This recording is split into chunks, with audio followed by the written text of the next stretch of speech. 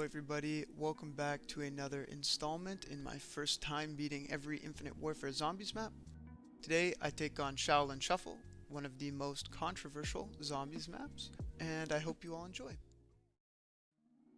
The story behind Shaolin Shuffle is that there's a billionaire, Arthur McIntosh, who steals a bunch of money and then he is arrested and goes to jail, but Arthur McIntosh escapes. We then see him after escaping down in the sewers drinking the vial number 13. We can only assume that this vial attracts rats and allows him to become a rat, and here we see him become the Rat King. Shaolin takes on the 80s New York aesthetic, where our characters are essentially playing as New York detectives, and we are completing detective work in order to figure out where Arthur McIntosh has gone. This map had a lot of weird parts for the Easter eggs, so this map took me a lot of tries and a lot of time, but eventually we got it. You guys are lucky because you get to watch that. My initial starting plan was to basically just spend the first 4 rounds in the starting room, as you're not able to unlock one of your powers until round 5. I would just hang out in here, I'd try and make some money, grab up an atoms, and basically just play through the first couple rounds. I then make my way up to Pam Grier, where I grab my Tiger style Kung Fu mode, and then I basically just start to open up the map. So you use Kung Fu mode to open up a bunch of stuff. You can turn on the power, there's a couple power switches, so here's my second one, and then here I open up the last teleporter door. I then need to get 15 kills with the Kung Fu style in order to unlock the Ninja Shuriken.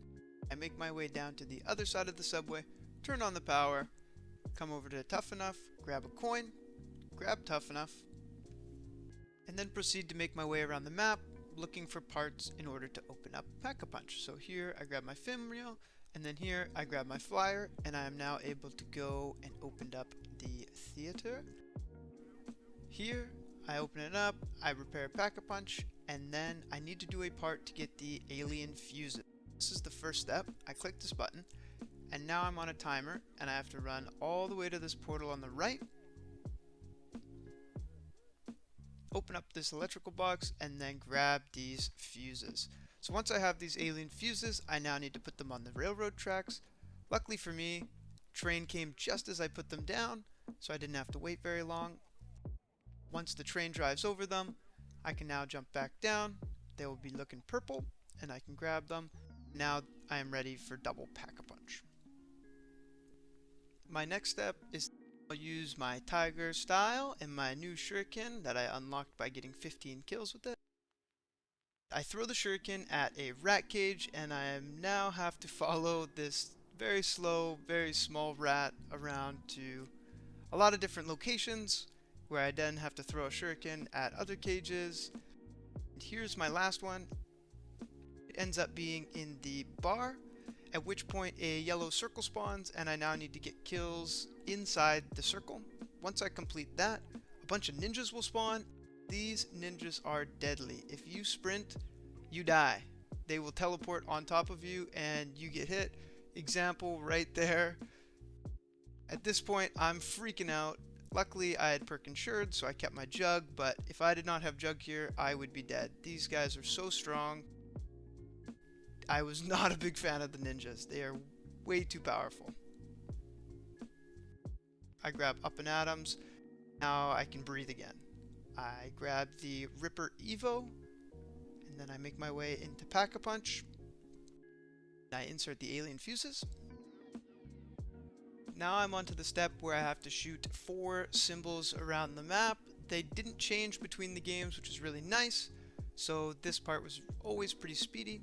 I then come down to the subway system and I grab Bang Bangs. I am now ready for my first Rat King fight. There's 3 of these fights. The first fight is really easy. They're all pretty easy. He's just a bullet sponge. If you don't kill him quick enough, you'll end up spawning the ninjas, which is terrifying, but at the end of the day, he really wasn't that bad to take down. So that's him doing his animation to spawn the ninjas. We take the ninjas out, and then we're easily able to take the first Rat King out. The Rat King then drops an eye. Now we go talk to Pam, and we get a new ability. We have to use our eye, and we have to check around the map. There's 13 different locations that they can be, and there can only be one symbol at a time. This part was extremely time consuming, and I was not a fan of it, but you only had to shoot 6. Once you shot one in one location, it couldn't be there again. It kind of made it a little bit easier. The next part that I had to do was the Morse code step. I had to listen to the phone, and I had to listen to the beeps, whether they were a quick beep or a long beep, and then I had to decipher this into Morse code, which would then give me a number.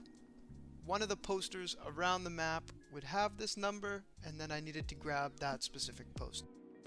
I then place the poster on the spotlight, and then I throw a grenade into this window, and a ton of ninjas spawn. Here I just take my time and I clear out all the ninjas. I am on to the word step. The word step, I have to spell out a word, so I got S, so I decided to spell the word shield. Each letter has its own corresponding logo, and this was quite a hard step to get used to, but I just followed a diagram and a list of words, and it was easy. Here, we're ready to get into our second boss fight. I pack a punch, and I'm ready for this one. He spawns some ninjas, but I take him out pretty quick. Once I take him out, he drops a brain, then I return to Pam. I now have to wait 2 rounds or 3 rounds before something happens. It's a bit of a jump scare. In the meantime, I decide to pack a punch my Kendalls. A few rounds later, we then get our little first jump scare, and the first time I did this, it actually terrified me. This time, not so much. We now spawn with a bunch of zombies around us, so we have to take out the zombies, and we're looking for a piece of a turnstile. So we grab the piece, and then we bring it down, and we place it onto the turnstile. I'm not exactly sure what relevance this part has, but we did it.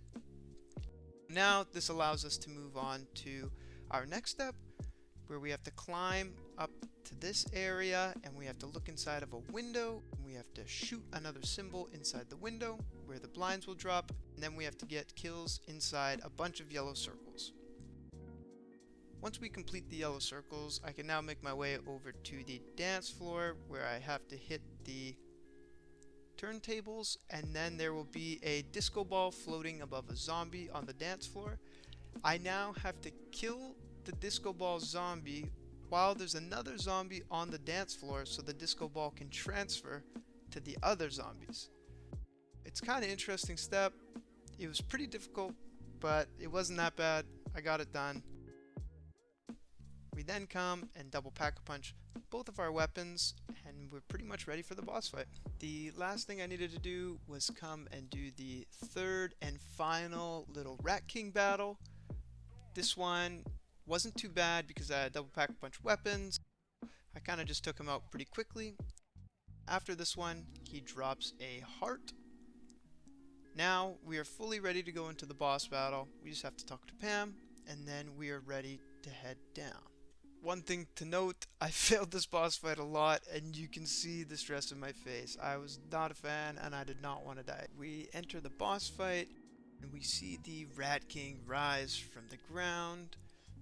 Our first job that we need to do is kill the Rat King, or deal enough damage to enter our first stage of 3. So there's 3 stages. There is one for the eye, one for the brain, and one for the heart. Between each stage, you have to take the Rat King out. This is the first one, so here I take him out, and I grab the brain, which is probably the easiest of the 3 stages. All you really have to do is run around the boss fight area while zombies with blue eyes go and attack the brain while the Rat King tries to defend it. Here, once I finish it, I now have to fight the Rat King. I turn on the vent because he will spawn ninjas, and the vent will suck up the ninjas. And I had died to the ninjas a lot in this boss battle, so I just did not want to deal with them on this step. I go ahead and and I take him out for the second time, and I pick up the eye. We just use our ability to ping, and then we just have to shoot these symbols around the map. This one, again, you basically just walk in a circle and you shoot the symbols, and he continues to add more. You just continue to shoot them until you get them all done. Here's me. I do one last ping here, and I get a couple of the last ones, and then I get a max ammo, and I'm into fighting him again. So this time, the trap was on cooldown, and I was very worried. I thought he was going to spawn a ton of ninjas. Luckily, I don't think he spawned any before I was able to take him down, so that's perfect. This last step, when you pick up the heart, is by far the hardest step. Green spewage will start coming in, and then you kind of have to kill the zombies while being in the green spew, with the zombie also in the green spew. The hard part is that the green spew also deals damage to you. Pretty much the entire time you're doing this part, you are taking damage, and I died doing this part a lot. I hit the vent so the ninjas can't get me, I popped twice the pain, and now I'm fully ready to just take this guy out. I just start laying into him because I know there's not much he can do. Finally being able to put the Rat King down for good felt awesome. I was super excited about this one. This was the halfway point for the game. After this, I was super motivated to get the game done. At the end here, we say Pam. She stabs him with the sword. And then our characters are able to grab the piece of the soul key. At which point, we are then teleported to a black and white area, which is the beginning of the attack of the radioactive